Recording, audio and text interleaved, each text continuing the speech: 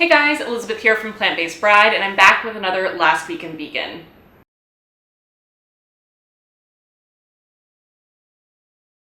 The first story of the day is that the meat allergy causing Lone Star tick is spreading. You may have heard of the tick that causes meat allergy, but did you know that it's spreading? For those of you who haven't heard of the Lone Star tick, let's talk about it for a second. Some of the less than lovely symptoms associated with a meat allergy caused by a Lone Star tick bite include unscratchable itching, hives, stomach cramping, and in the unlucky few, difficulty breathing, passing out, and even death. No big deal, right? Over the past 15 years, thousands of Americans have developed red meat allergies due to a Lone Star tick bite. Just one bite is enough to reprogram your immune system to reject galactose alpha-1,3 galactose, or alpha-gal for short. This is a sugar molecule found in red meat, aka the flesh of cows, pigs, horses, goats, and bison, among other animals that are less often eaten.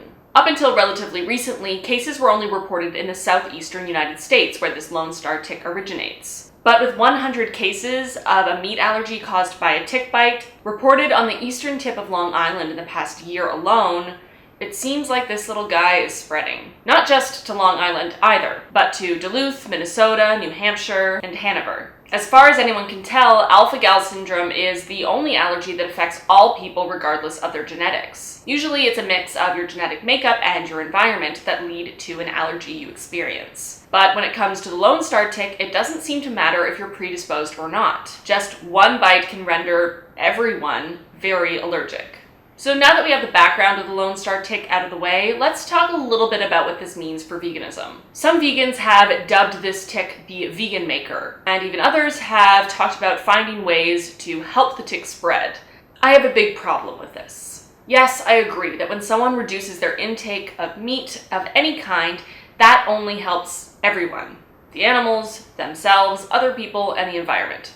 Definitely. But no, I don't wish a potentially fatal allergy on anyone. Literally anyone. Plus, it's not like this tick is actually going to make anyone vegan. There are a whole bunch of animal products that aren't red meat, in case you've forgotten, and someone who has had red meat forcibly removed from their diet due to developing a fatal allergy is probably not going to fill the void left by a food product they probably enjoyed by going vegan. They're far more likely to replace the red meat with other types of meat.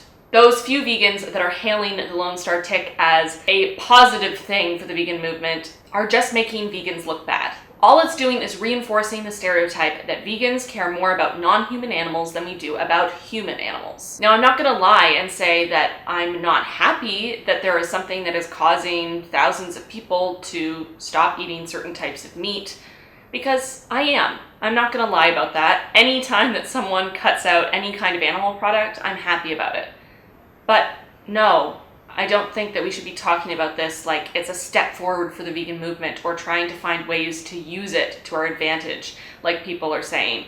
I just think that's really shitty, to be honest. I'm also not going to delude myself into thinking that something like this is going to be a catalyst for change in the vegan movement or in the world at large. It's not.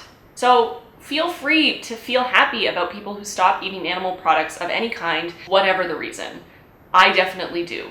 But let's try to not make it about the Lone Star tick and about people who have now developed a debilitating allergy that could cause them to die. Because that's not cool. The next story of the day is all about Hampton Creek and their controversy overload. You may have heard some of the controversy surrounding Hampton Creek. If you haven't, I'm really surprised because it has been all over general media and the vegan media recently. We all remember when Hampton Creek was being targeted by Hellmann's because mayonnaise must contain eggs, but this time around the targeting seems to be coming from a different place. The aptly named Target. Target has removed all of the 20 Hampton Creek products it carries in its stores from their shelves due to an anonymous tip with unconfirmed allegations that Hampton Creek's products had tested positive for salmonella and listeria. Sidebar, Hampton Creek did voluntarily remove some of its products from Walmart last year because of a potential salmonella risk. So it's not completely out of the realm of possibility that these products could have been contaminated or that people could be worried that they would be contaminated because Hampton Creek itself was worried about that very thing just 1 year ago. Now back to the story.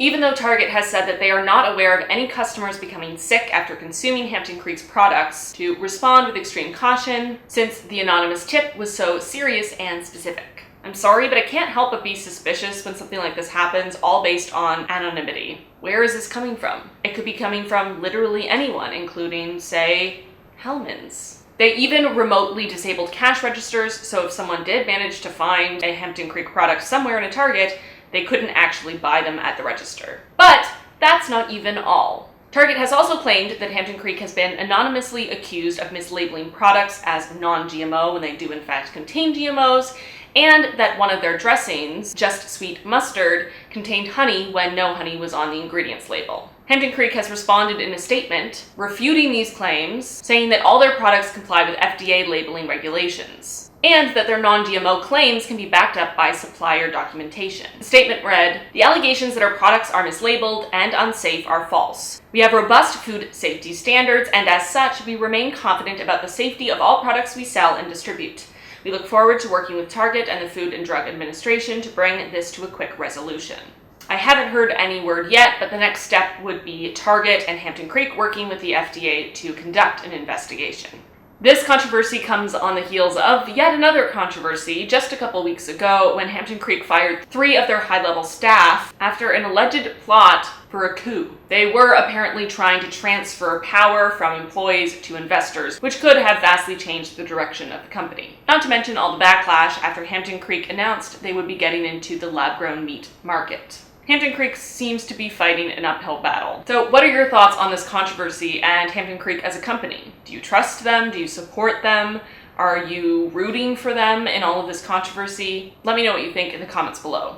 Wisconsin dairy industry taps prisons for workers. Well, this story is just disgusting. Dairy farms in Wisconsin have begun training prisoners to work in their dairy farms. The state's lieutenant governor said, "You have right now the foundation for a very successful career and one that is highly in demand. Don't let your past determine your future." Someone is delusional because we all know that jobs in the dairy industry are not high in demand, especially as demand for dairy is dropping rapidly. Arizona dairy farmer Paul Rovey spoke about the shortage of workers in the dairy industry earlier this month. Over half of the U.S. dairy farm labor pool is comprised of foreign-born workers, and our industry today cannot operate without immigrant workers. Yet despite unemployment rates, we can't find enough American workers to fill our job needs. They're just not interested in working on a dairy farm. I wonder why. It is widely documented how horrible the conditions are on factory farms, whether they be for meat, or eggs, or dairy. People don't want to work in a dairy farm because it's a horrible place to work. And even if they contribute to the cruelty towards these cows by consuming dairy products, they likely don't want to be directly causing the cruelty, because most people wouldn't. The people who are working in the dairy industry, as you said, immigrants, many of whom may be undocumented, are not working there because they want to. Just like these prisoners won't be because, guess what? They don't have a choice. It's also interesting how you're using people who you have confined, imprisoned, to help confine and imprison other sentient beings. Really ironic. No way that they could possibly identify with these animals. The next story of the day is that the Argentinian president has instituted vegan Mondays at their equivalent of the White House. Argentina's Casa Rosada announced its commitment to strictly serving vegan food on Mondays. The 554 employees of the Casa Rosada, including the president, decided to exclude animal products from their diet 1 day a week to benefit the environment and for the purpose of starting a discussion about the health issues suffered by the Argentinian population due to their high meat consumption. Argentina's Secretary General said, "The purpose is to trigger a conversation about our food, our health, and to begin to change our diet." This is amazing, and I can only hope that this project is a success in Argentina, and that leads to other countries, nudge nudge Canada, to do the same. Next up, Australia is proposing a potential ban on cosmetic animal testing. Last week, a new bill was proposed by the Australian House of Representatives to ban the testing of chemicals used in cosmetics on animals. If this bill is passed, it will ban the testing of any ingredients used in cosmetics. It will also ban the testing of whole products, such as shampoos or makeup, on animals. This is following a long line of nations that are banning animal testing for cosmetic purposes. And I hope Australia's bill passes. This would come into effect on July 1st, 2018. And as I say every time I talk about one of these stories, I can only hope that other countries will follow suit. Nudge, nudge, Canada. The last story of the day is basically just a pat on the back for Lush Cosmetics. It's a two-parter. The first pat on the back they get is for using ocean trash to create their packaging. Pretty epic. And the second pat on the back comes from a grant they have awarded to the Our Hen House podcast. If you guys haven't checked it out, you really should. I'll link it in the description box. A vegan podcast that's been running for quite a few years. And they've granted this podcast, which is very animal rights focused, $16,000. We already know that Lush is a vegan-friendly company as they are cruelty-free, they have many vegan products, and they very clearly label their products whether they're vegan or not. And this looks like just another step in that direction of supporting vegans and supporting the vegan cause. Hopefully we can see Lush continue and turn their entire brand vegan. A girl can only hope. So that's it for this week's Last Week in Vegan. I hope you guys enjoyed the video. If you did, give it a like. If you haven't already, subscribe to my channel for new videos twice a week. And don't forget to leave your thoughts on all the stories mentioned in the comments. I'd love to talk to you guys about these stories and make it a discussion. And I'll see you guys really soon in my next video. Bye.